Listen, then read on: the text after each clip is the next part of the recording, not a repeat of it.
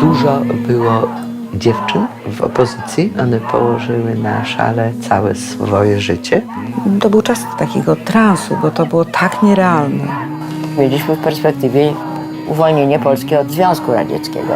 Wolność, demokracja. Wiedziałam o tym, że się boję. Sprawa była większa od strachu. Tak rodziła się Solidarność. Jeszcze wtedy nie miała imienia. Ania, Alinka, Ania Walentynowicz. Alina Pińkowska, Helena Uczywuk, Krysia, Kasia Grażynka, Elżbieta Szczepańska, Anna Walentynowicz, Alina Pińkowska, Ania Wysok, Ludka Wujewska, Ania Dodzik, Irena Losowska, Joanna Gwiazda. Ania Bikon. Elżbieta Szczepańska. Jeszcze była dziewczyna taka, Ewa Osowska się nazywała, drobna, śliczna i ona miała taką w sobie niesamowitą siłę. Pamięta pani, jak tutaj się zaczął strajk w sierpniu? To nie można, żeby zapomnieć tego. Była podczas strajku taka pani Ewa Ossowska. Kochana, tutaj było takich różnych.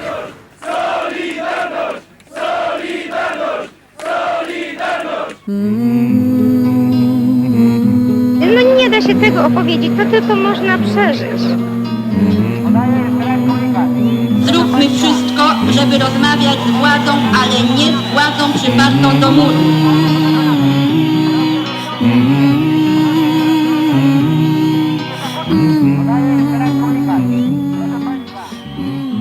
Pomimo, że wczoraj stały się 3 rzeczy fatalne, to i tak jest sukces, naprawdę.